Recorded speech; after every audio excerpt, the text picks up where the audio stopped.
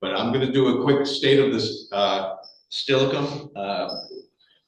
Keith Snyder and Advance and I have been working on this for about a month and a half, with a lot of pictures, and we'll hopefully make this a little fun presentation.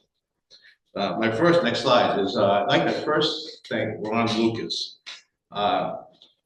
Ron, in January of 2021, came over to my house, January 17th, I remember the day, and it was during COVID. He sat on one side, I sat on the other side of the family, but when we talked about whether he should run for re-election, and we talked about it for a couple hours, and he decided he would run for one more term, even though he had been on the mayor for 20 years and the council for 8 years. He still felt so good and had more things to do. And we had a great discussion. We didn't realize at the time it was a good discussion, because he briefed me on a lot of things that he was doing when he wanted to plan for the future. But I'd like to say that he left the town with great infrastructure, great fund balances, and most importantly, great staff. Next slide.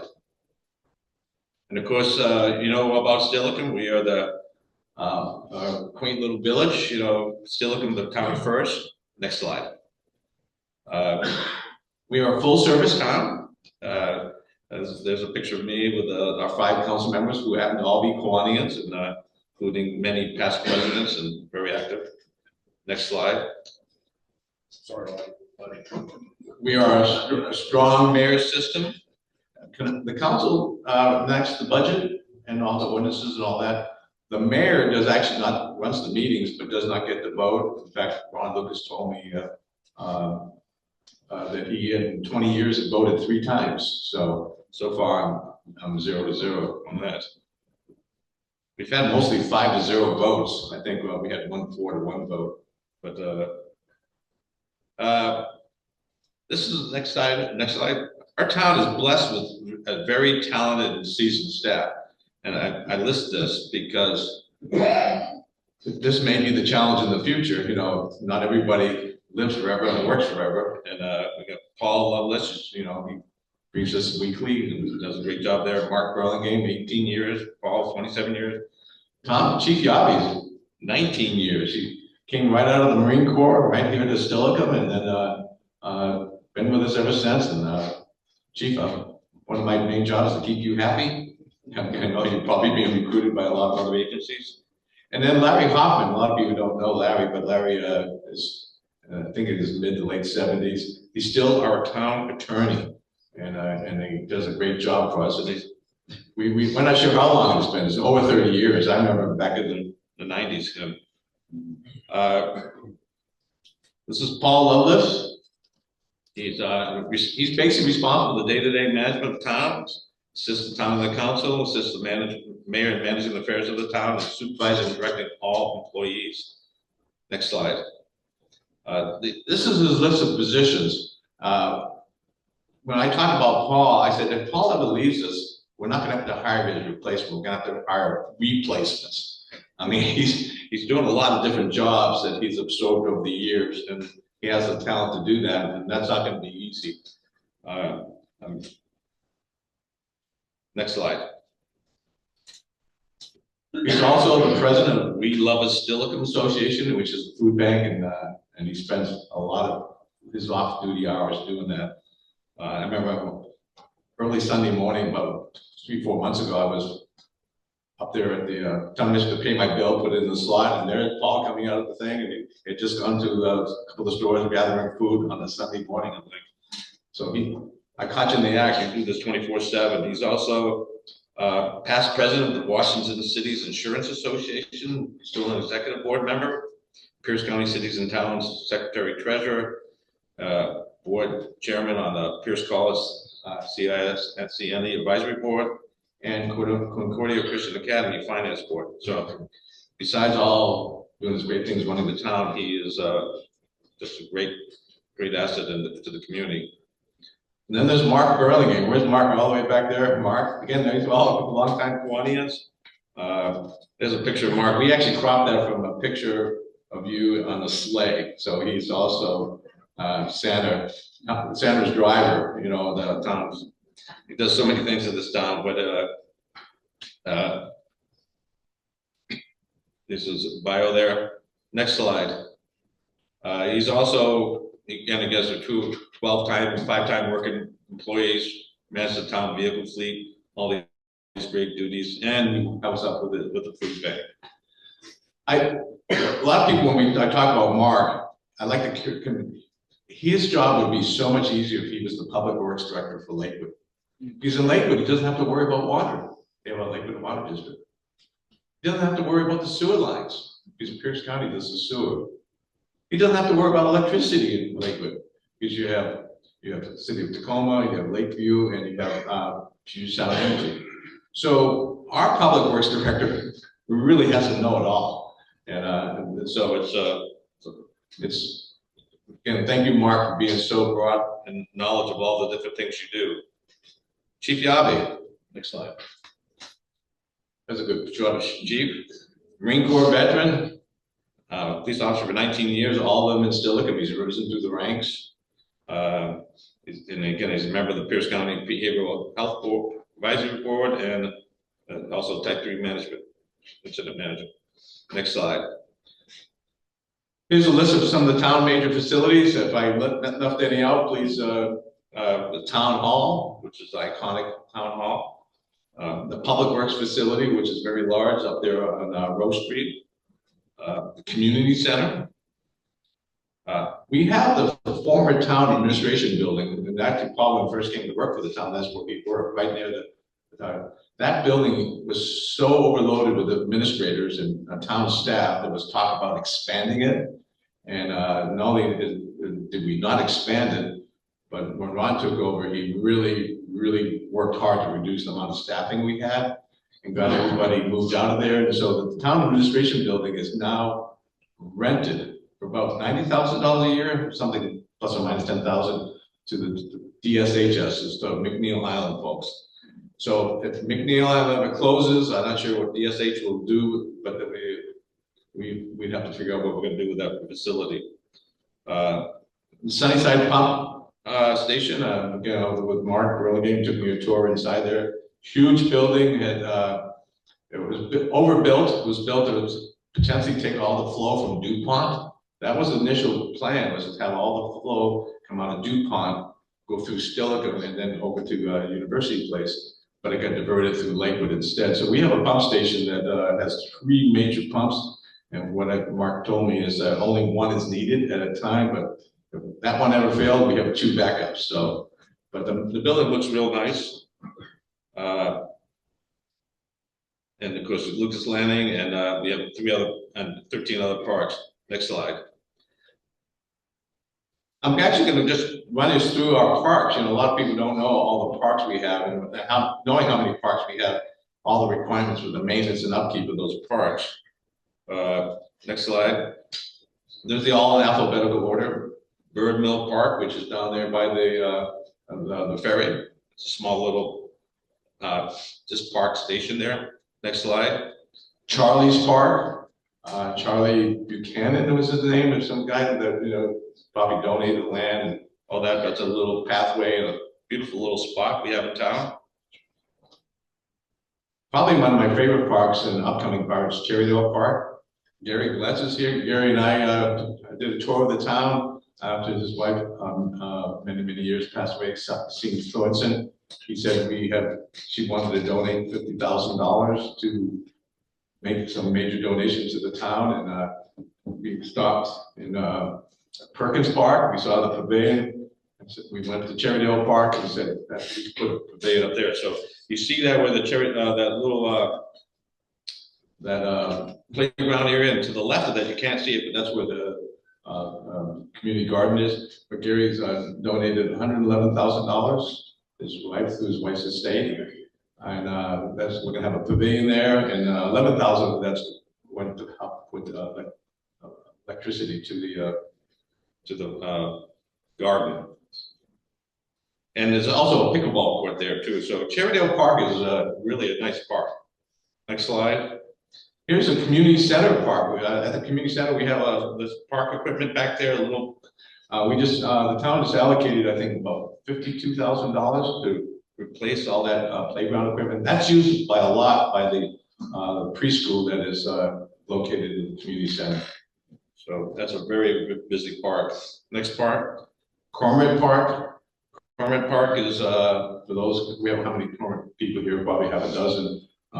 That was an area that was not designated to be a park, but it's become a park, and it was designated as a place for water retention. So probably gets a little wet in the winter, but it's I think they kept the water being diverted elsewhere.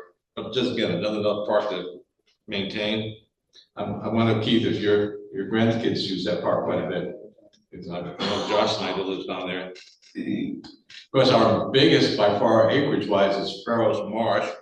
That's actually Nancy Henderson's backyard. Nancy, where you here? She spends a lot of time going through that park and making sure everything is copacetic. And we've had work parties there and planting trees and chipping trails and doing lots of good things. But she spends a lot of time making sure everything is going well there.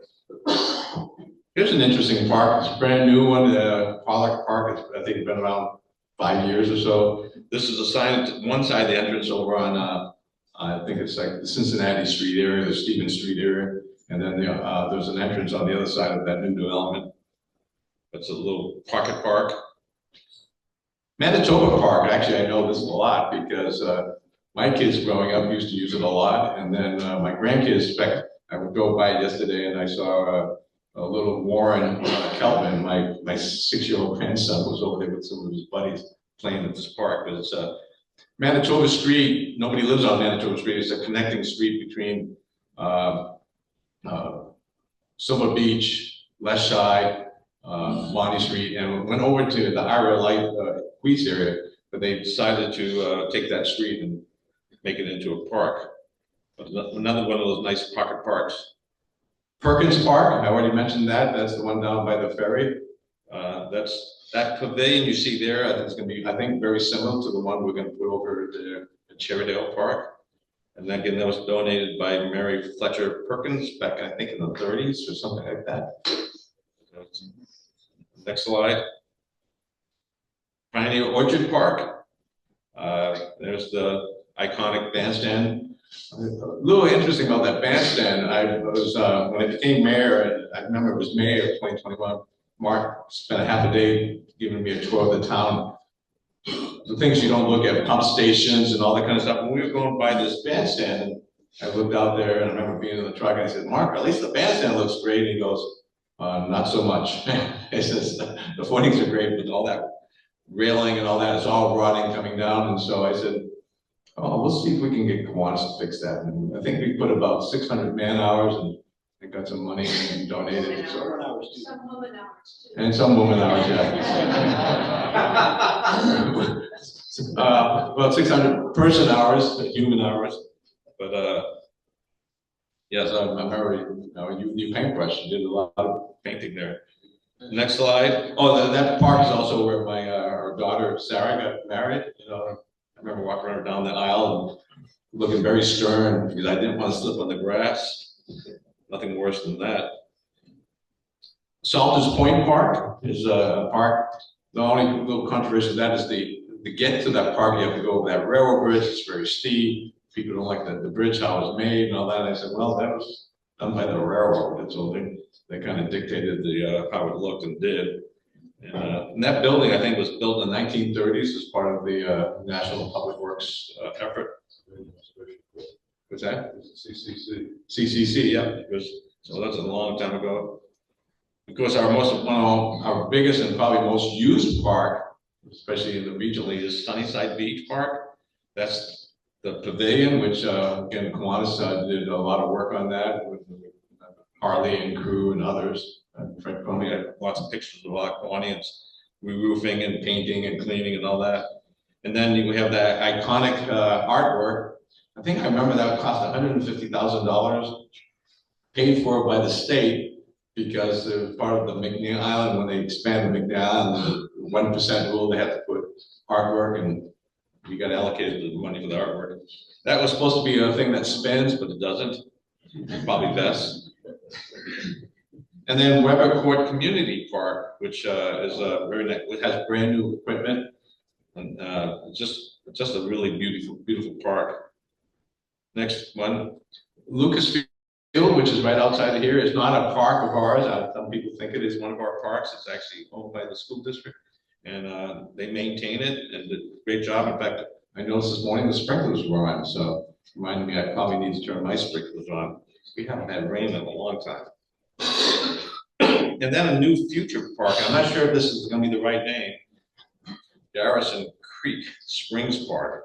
So I'm not sure if that's, Paul, is that going to be the name, or do you know what the name of the park's going to be?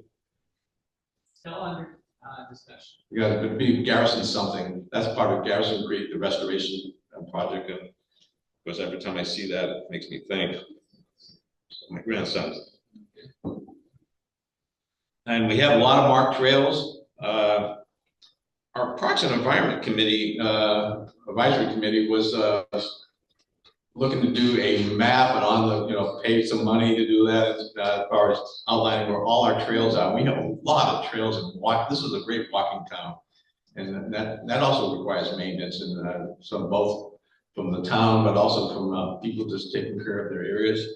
But Tanner Fuller actually, that was one of his attributes is able to do that, and he did for free. So that saved us a lot of money. Tanner Fuller has been a great town planner. Another shout out to Paul Lovelace. He hired this guy via Zoom interview for a guy graduating from college with his master's in Texas, and he hired him. And I said, well, is he qualified? He says, well, he will become qualified. He's really dynamic. Plus, he's the only one that applied. So it's really hard to get a planner nowadays. And, Tanner Fuller is boy. He's just what a great guy. What a great heart. Thank you, Paul, for doing that. Next slide. Public safety is always a dynamic issue in town. I remember when I became mayor, we were actually we were authorized 8 officers. We were down to I think 7. So we actually went on a hiring spree. We overhired, expecting some retirements and all that. We're currently at 10 officers, still budget for 8. We will go back down to 8, depending on the levy lift, and we'll talk more about that in the future. The school resource officer, as you know, that became a hit on the social media. It was interesting, that about 10 years ago when you all decided to have a school resource officer, we had hundreds of people that showed up at the school board meeting protesting what a waste of money to have a school resource officer, gateway to prison. I mean, everything, it was thought that was a bad idea. We have a school resource officer, and now the idea of not having one is those same people are saying we need to have one or else. I think right now it's not going to be a police officer, at least for a year or two. It says Sam Scott, who's been on the school board. We were on the same school board together back in 2004. Yeah, it was when I left the school board in the summer of 2004. But we have a solution. Public safety at the school district is really, really important. In fact, if anybody has a sophomore or junior at the high school who wants to be on our public safety or advisory committee, we're looking for somebody. Brian Sika, who's the current one, is graduating. So both him and also the Public Parks and Environment Advisory Committee. So we're looking for a rising sophomore or a rising junior to be on our advisory committee. Next slide. Because again, I already mentioned a little bit about the utilities owned by the town: electric, sewer, storm drain, water. All those are separate operating funds. Part of Paul's job is to make sure the funds are not only adequately funded, but the money is not commingled. So there was a discussion that came about electric charging stations at the Public Works and how that was going to affect our utility bills. And I said, actually, it's going to lower it a little bit because the town general fund pays the electric utility for that electricity. So it's those street lights are paid for by the general fund. I'm taking granted the sewer fund pays the electric fund to run the pumps, the electricity used. So that allocation is something that we have to make sure we do it right. If not, the state auditors will tell us that it wasn't right. Next slide. Again, the electric utility. This is one thing that does keep me a little bit awake at night is up there up there in Arrowhead, where Division Lane and Mount Home is, that's where our Steilacoom substation is. I know it's got a big fence around it, but there's one area where there's no fence. I went up there and took these pictures. That thing is what built in the 50s. We're looking to have a Tacoma Power Utilities connector up there. We bought the device and we still haven't got permission to do it with BPA. That's one of the things that we need to get done. Everybody in town has got town power, except we have a little area up and Marietta Street there. Mark the man, he lives in the town of Steilacoom, but he doesn't use our sewer system. He's got septic, doesn't use our water because he's on liquid water directly, and he doesn't use our electricity because he's on Puget Sound Energy. So, you know, that's a little subsection. And then we have the mill site, and I think the little area up there, one of the neighborhoods there has Tacoma Power. And so when the mill does get developed, I think it'll probably be under Tacoma Power unless something changes on that. But the substation it does, you got to make sure that it's working, and we haven't had a town-wide power outage plan to do any maintenance on it in a long time. And I think we're kind of a little bit overdue on that. Water and sewer utilities, Doug Hill is the leader. And Doug has been around a long time. How many years has Doug been with the town? Yeah, he's been since ’85. He's almost 85. He's in his 70s. I asked Doug, why are you still working? He goes, well, you know, got a young family and all that kind of stuff. So good guy. I like working with him. But there's a picture of our water towers up there. Actually, we used to have our own pumps and everything, but we now, about 15 years, buy our water in bulk from liquid water. It's shipped over to us and stored. And part of it was to have molybdenum, some other mineral. For us to do that would have been more expensive than to have liquid do it. So sewer, again, wastewater is collected, you know, and then eventually ends up at the Sunnyside station. We have lift stations and pump stations. One of the biggest ones is down there by the dock. That's being upgraded. It's pumped in a force main to the Pierce. I am old enough, I've been here in town long enough, and of course, when we used to have our treatment plant down at Sunnyside. Do you remember that, Bart? I remember it, yeah. Yeah, when you bought your property, you know, that was not as good of a, your house wasn't as nice, depending on the way the wind blew. I remember one time, I think, being down there, and I went, oh my God, you know. So you can imagine Sunnyside Beach was also a wastewater treatment plant. And it was not good. Yeah, it was not good. So in the mid '80s, when they built a facility out there, we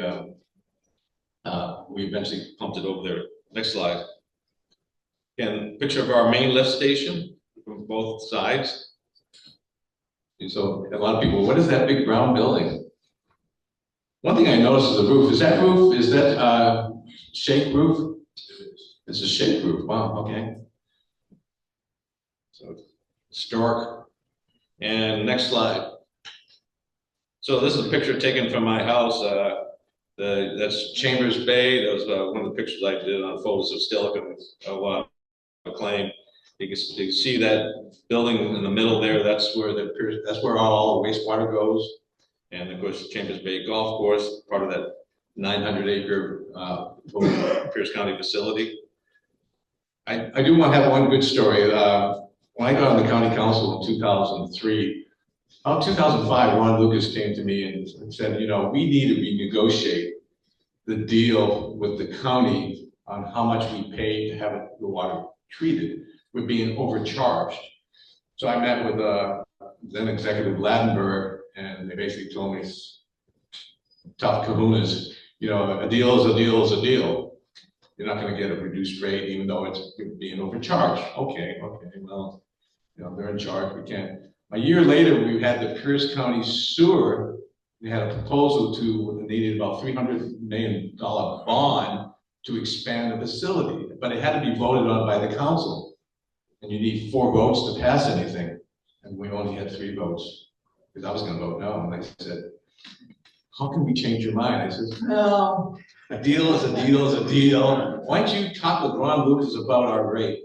And I forget what the numbers and the crunching was. We went from like 80-something% down to 60-something%, but we have our rate got significantly reduced to the Pierce County. So I held them hostage. That's politics. When you're working with Ladberg, you have to be tough with him. So that was one of my better political moments in life.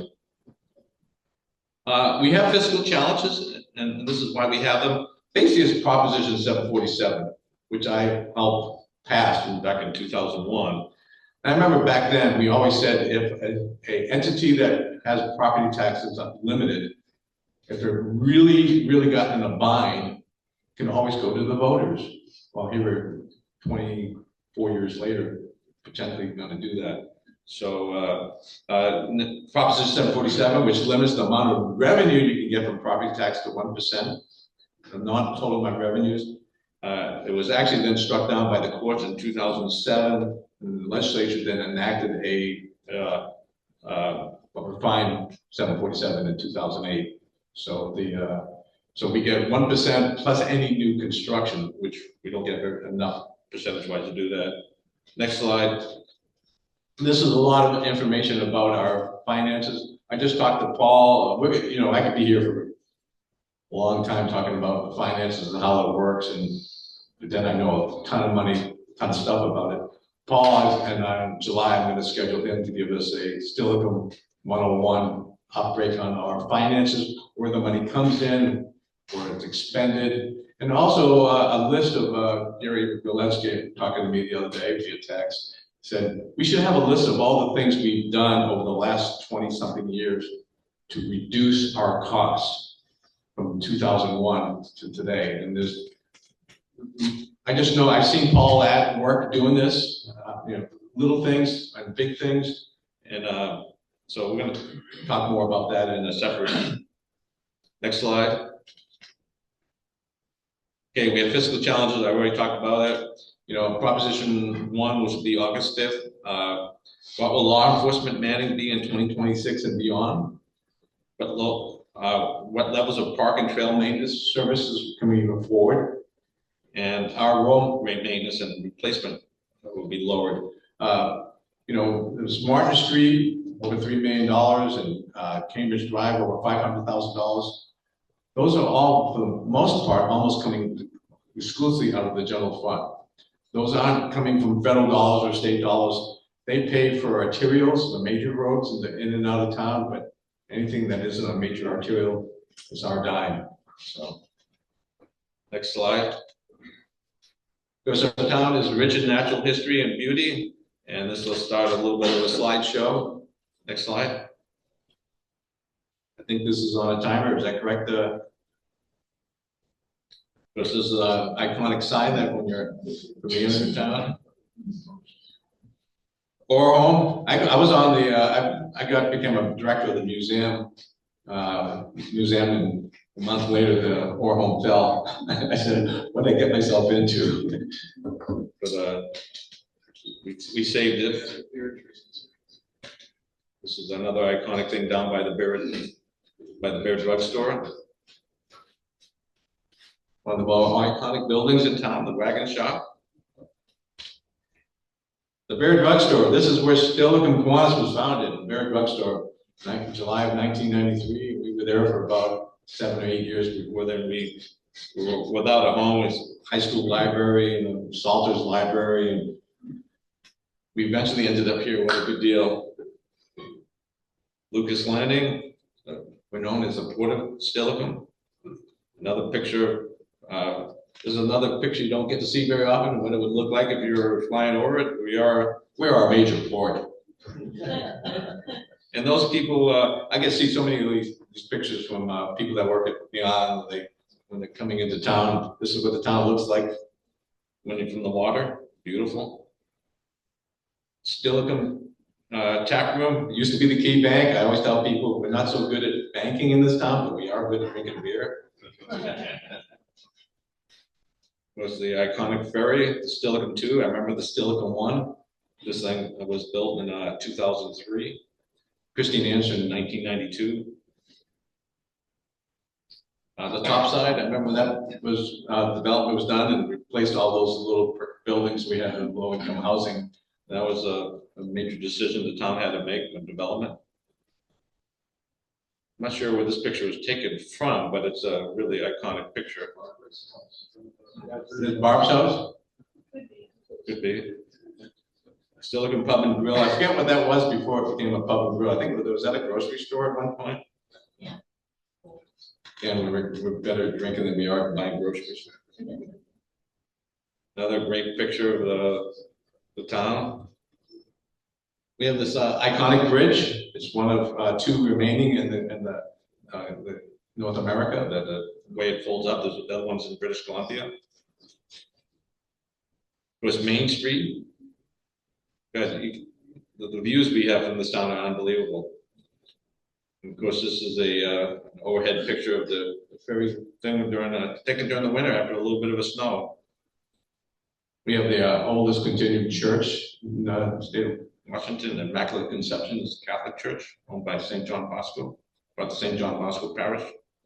Gone there a few times myself. Another iconic picture. You can never take enough of these ferry pictures. Next slide.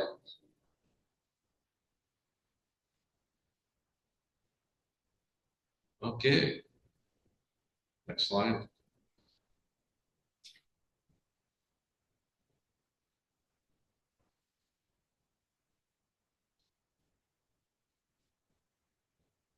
Was the bandstand and all the great work we've done on that. Okay. Any questions? At this time, any questions or comments from the audience? I think what time is it? Well, I talked a long time, didn't I? It went fast. Yes. Brad. Just to recap, if I'm correct, from a budgetary point of view, we're losing ground, right? Our expenses are going up higher than our income is. That's why we need that proposition.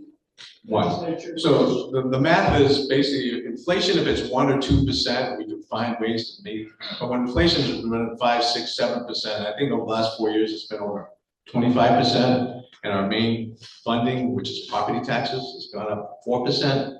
It doesn't take a lot of math to know that 25% versus 4% is at some point you just got to reduce the level of service, which we can do, you know. But I think the decision people are going to have to make is, do they want this level of service or they want this level of service? Do we want to pay for the level of service that many of us would like to have?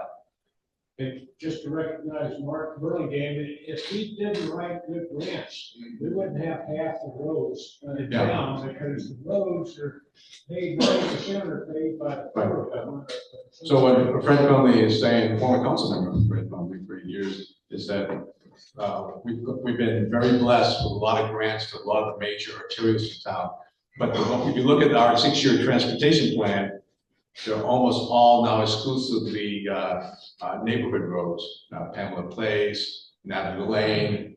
The worst one we have now is Cambridge Drive. That's being done. But these old neighborhood roads, especially in the Cherrydale section of town, a lot of them, you go down there, they're 60, 70, 80 years old. They weren't built to high standards, and they need to be replaced. And the utilities need to be upgraded. So, any other good questions before we? Yes, Bob. What's the current status on the Chambers Creek Bridge? The Chambers Creek Bridge, that's a county issue. I think the last is looking like a 2028, 2029 pending funding. That dam needs to come out. The dam has no function at all. It's failing anyways, and it's holding back water and keeping fish from their habitat. It is something we need to have replaced, but to take the dam out, and then that would affect the bridge. The bridge is 50, 60 years old, and that's also potentially failing. So before everything fails, we need to hopefully build a new bridge, take out the dam and all the remediation. What was, I thought, about a $5–10 million project, now we're looking like $50–60 million. So it's, as you know, money's tight right now, both at the federal, state, and local level. So I don't know, 2028, 2029? I have time for one more question? Dick, I have something that might be a subject to show people that amount of money that goes to the city is only a small piece of your real estate taxes. And that there's about 10 different items in it. Right. You see on TV that, oh my God, they're raising the rate by 100%. Well, it might be that little slice is getting raised, but So- not the whole thing, and that's very confusing for people. So when I moved to Steilacoom in 1981, I remember vehemently looking at my tax bill, it was about $14 per thousand and $2.90 went to the town.